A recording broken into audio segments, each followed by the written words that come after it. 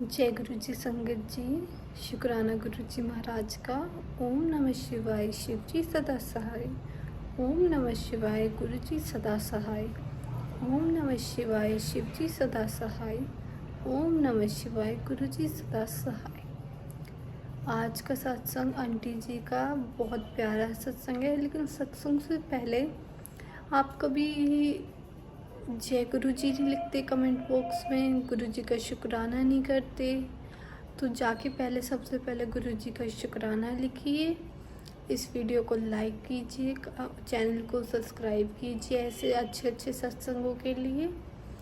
और हम सोचते हैं कि गुरु जी जो हैं पंजाबी गुरु हैं, चोले में नहीं है, हमें मानना चाहिए या नहीं, गुरु जी को कैसे माने, गुरुजी तो पंजाबी थे तो हम मान सकते हैं नहीं। तो इन सब चीज़ों के आंसर आज के सत्संग में हैं। आंटी जी ने इन सब चीज़ों के बारे में अच्छे से बताया है, तो आप आंटी जी के से सुनना कैसे बताया है, उन्होंने क्या क्या बताया गुरुजी की महिमा। और जो ये नीचे आपकी स्क्रीन पे नंबर आता है, इस नंबर पे अपनी सत्संग शेयर कीजिए, अपनी जर्नी शेयर कीजिए, गुरुजी के ने आपके साथ क्या क्या मतलब कि ब्लेसिंग दी है वो शेयर कीजिए, हम चैनल पे डालेंगे। जय गुरु जी। शुक्राना गुरु जी। आगे आप आंटी जी की वॉइस सुनेंगे। जय गुरु जी के दर्शन। जय गुरु जी। शुक्राना गुरु जी। अनंतम अनंतम शुक्राना गुरु जी। जय जय गुरु जी। वाह वाह गुरु जी। धन धन गुरु जी। सत्संगत जी, मैं दिल्ली से बोल रही हूँ और मैं गुरु जी का बहुत बहुत शुक्राना करती हूँ। शुक्राना मेरे अंग संग रहने का, शुक्राना मेरे जीवन में आकर अपनी कृपा दृष्टि बनाने का शुक्राना। ओम नमः शिवाय। शिव जी सदा सहाय। ओम नमः शिवाय। गुरु जी सदा सहाय। सभी संगत को जय गुरु जी। गुरु जी कहते हैं कि अपनी जर्नी शुरू से शुरू करो, तो संगत जी गुरु जी की मेहर मुझ पर 25 फरवरी 2024 को हुई। इस दिन गुरु जी ने मुझे अपने चरणों में जगह दी। सन 2014 में भी गुरु जी ने मुझे अपने स्वरूप के दर्शन देकर कृतार्थ किया था। संगत जी, मेरे ऑफिस के सामने एक फर्नीचर का शोरूम था, जहां पर मैंने गुरु जी का स्वरूप पहली बार देखा था और मैं उनकी तरफ आकर्षित हो गई।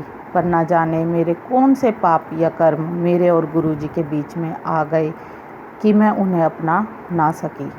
गुरु जी ने तो मुझे उसी दिन से अपना लिया था। मेरे ऑफिस में एक अंकल जी थे। मैंने उनसे पूछा, ये किन की तस्वीर है? संगत जी, उन्होंने कहा, ये पंजाबियों के गुरु हैं। गुरु जी मुझे माफ़ कीजिएगा, संगत जी मुझे क्षमा करना। मैंने सोचा पंजाबियों के गुरु हैं तो प्रवचन भी पंजाबी में ही देते होंगे, जो हमारी समझ से तो बाहर है।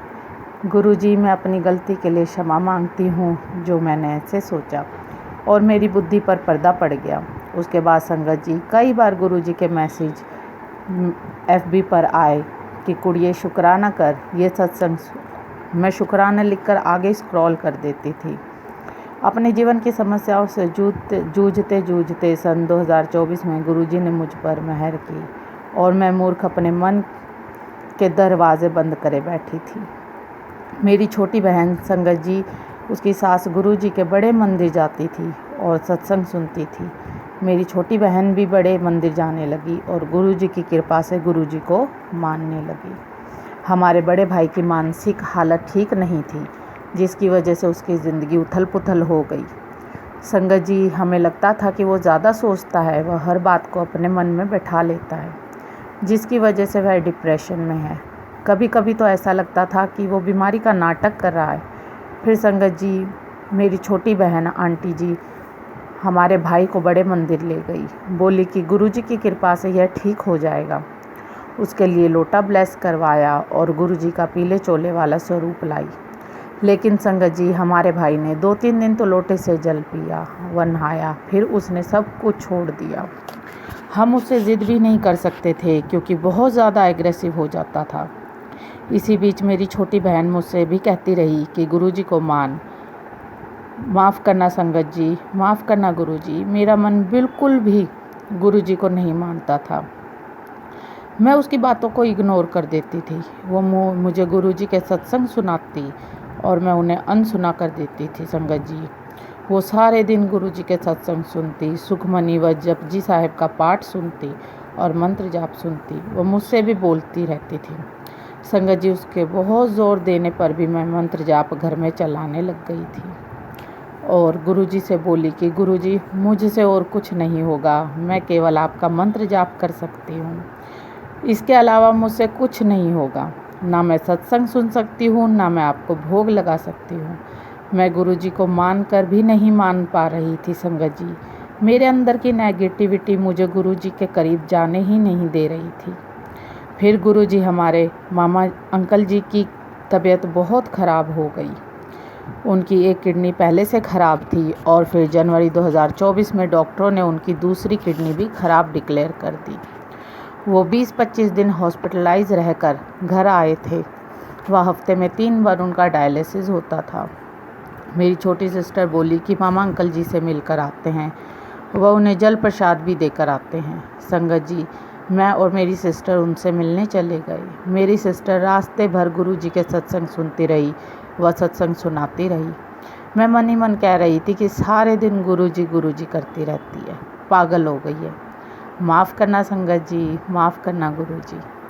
मामा अंकल जी से मिलने गए तो हमने उन्हें जल प्रसाद दिया व मंत्र जाप करने को कहा। फिर हम वापसी में स्टेशन पर बैठे अपनी ट्रेन का वेट कर रहे थे और मेरी बहन गुरुजी की बातें कर रही थी, जिन्हें मैं अनसुना कर रही थी। हमारी बातें सुनकर एक आंटी जी हमारे पास आई और बोली, आप किन गुरुजी की बात कर रहे हो? संगत जी, मेरी बहन ने फ़ोन में गुरुजी का स्वरूप दिखाया और उनका स्वरूप देखते ही आंटी जी बोली, जय गुरुजी, हम भी गुरुजी की संगत है। वे 4-5 आंटी जी थी, गुरुजी की संगत थी और गुड़गांव तक हमारे साथ आई। संगत जी, यहाँ मैं आपको एक बात बताऊँ, हमें अपने मामा अंकल जी के लिए ब्रेसलेट स्वरूप की ज़रूरत थी या लॉकेट स्वरूप की। मेरी छोटी बहन ने उनसे जब लॉकेट स्वरूप मांगा तो उन्होंने बहुत ढूंढा पर नहीं मिला। फिर उन्होंने अपने हाथ से हमें अपना गुरुजी का ब्रेसलेट स्वरूप निकाल कर दे दिया। जय गुरुजी। उनमें से एक आंटी मेरे पास बैठी और उन्होंने गुरुजी के 2 ऐसे अविश्वसनीय सत्संग मुझे सुनाए जो उनके साथ हुए। मुझे विश्वास ही नहीं हुआ कि कलयुग में भी कोई ऐसे चमत्कार हो सकते हैं, वो भी जब गुरुजी अपने चोले में ही नहीं हैं। संगत जी, सही मायनों में मेरी गुरुजी पर विश्वास की शुरुआत उस दिन से शुरू हुई। फिर संगत जी अपने बच्चों व अंकल जी को रोज़ जल प्रसाद देने लगी व घर में मंत्र जाप चलाने लगी। संगत जी घर काटने को दौड़ता था, जीवन निराधार लगता था, वो अच्छा लगने लगा। कुछ दिन बाद संगत जी मेरे मामा अंकल जी को फिर से तबीयत खराब हो गई और उन्हें हॉस्पिटल में एडमिट करना पड़ा।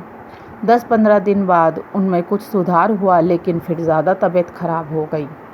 तब मैंने व मेरी मम्मी ने गुरुजी से अरदास की। इसी बीच मेरी मम्मी गुरुजी से पूर्ण रूप से जुड़ गई व गुरुजी के सत्संग सुनने लग गई। गुरुजी के सत्संग में कहते हैं कि तेरे अपनों ने ही तुझ पर ब्लैक मैजिक किया है व तेरे बच्चों और पूरे परिवार पर ब्लैक मैजिक करवा रखा है, जिसकी वजह से तुम्हारी ज़िंदगी उथल पुथल है। गुरुजी ने बताया कि मैं उन सभी का चेहरा तुम्हें दिखाऊंगा और संगत जी, गुरुजी ने उन सभी रिश्तेदारों के चेहरे मेरी मम्मी को दिखाए।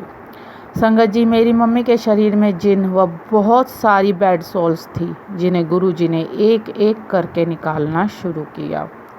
फिर संगत जी मम्मी को गुरुजी का मैसेज आया कि होली तक बहुत समय भारी है, घर से बाहर मत निकलियो। ये मैसेज मेरी व मेरी छोटी सिस्टर के लिए भी था। संगत जी, हमें होली तक घर से बाहर निकलने की मनाही थी। इस बीच मम्मी एक दिन भूल से घर से बाहर निकल गई और बाहर निकलते ही उनके सर में बहुत तेज़ दर्द हो गया। घर आकर उन्होंने गुरुजी से अरदास की और उनसे माफ़ी मांगी। उनके आगे दिया जलाया, तब कहीं जाकर उनके सर में आराम हुआ। फिर मेरी मम्मी ने मुझसे कहा कि तुम दोनों बहनें यहाँ आ जाओ, गुरुजी ने कहा है हमारा इलाज करेंगे। संगत जी, रंग वाली होली वाले दिन मैं अपने अंकल जी व बच्चों के साथ मम्मी के गई। मेरी शादी को 9 साल हो गए संगत जी, और 8 साल से मैंने कोई होली नहीं खेली, परंतु गुरुजी की कृपा से उस दिन हमने खूब होली खेली। 2 दिन बाद मेरी मम्मी गुरुजी के आगे दिया जलाकर बैठी और फिर हमें भी बैठाया। तो संगत जी, गुरुजी ने हमें बताया कि हम दोनों बहनों के अंदर भी बैड सोल्स है। मेरे और मेरी बहन के अंदर से वो बैड सोल्स गुरुजी ले गए। फिर रात को हम बातें कर रहे थे और हमें नींद नहीं आ रही थी। संगत जी, मेरी छोटी बहन के मन में आया कि आज रात हम गुरुजी का शुक्राना सत्संग करते हैं। संगत जी, गुरुजी की कृपा से ये इच्छा मेरे मन में भी आई और रात को 11 बजे हम गुरुजी के आगे जोड़कर सत्संग करने लगे।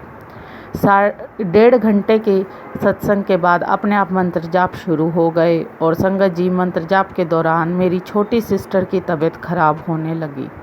फिर गुरुजी ने मेरी मम्मी व सिस्टर को बताया कि मेरी सिस्टर पर एक चुड़ैल का साया है। संगत जी, हम सब डर गए, लेकिन गुरुजी पर विश्वास के सहारे आगे बढ़े और फिर मेरी सिस्टर की हालत ज़्यादा ख़राब होने लगी। वह मम्मी शरीर से कमज़ोर थी क्योंकि गुरुजी रोज़ उनमें बैड सोल्स दूर करने के लिए हाजिरी लगाते थे। तो संगत जी, गुरुजी ने मुझे चुना और उस चुड़ैल की आत्मा को मेरे शरीर में ट्रांसफ़र करके उसे हमारे जीवन से दूर किया। संगत जी, वो चुड़ैल अपने आप मेरी सिस्टर के साथ आई थी और उसने मेरी शादी से पहले मुझ पर भी अटैक किया था। वह शादी के बाद मुझ पर हावी हो गई थी। मेरे ससुराल वालों